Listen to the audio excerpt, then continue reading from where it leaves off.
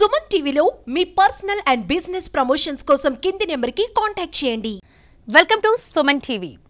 చుట్టూ ముంచుకొచ్చిన వరద, కారు మునిగేంత నీరు, భారీ శబ్దాలతో వరద చేసే బీభత్సమైన వారు బెదరలేదు, అదరలేదు. బతకాలనే లక్ష్యం, బతుకుతామనే ఆశ వారిని భారీ వరదల్లో ధైర్యంగా నిలబడేలా చేసింది. ఉప్పొంగుతున్న వాగులో సుమారు 2 గంటల పాటు పోరాటం చేశారు. అంతటి భయానక పరిస్థితుల్లో ధైర్యమే వారిని బతికించింది.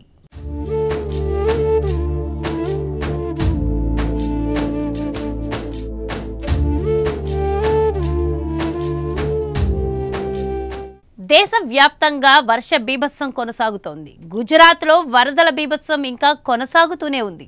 వరదల కారణంగా అపార నష్టం జరిగింది.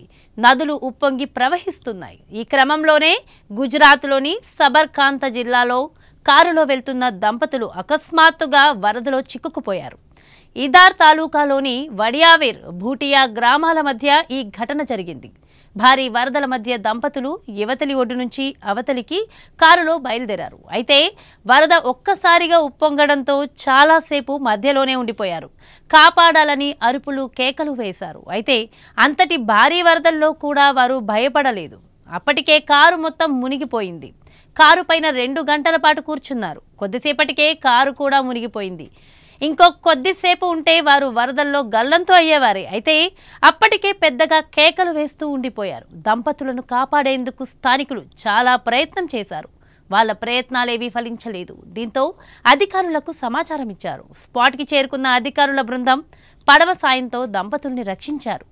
ఈ సంఘటనకు సంబంధించిన వీడియో సోషల్ మీడియాలో వైరల్ అవుతోంది.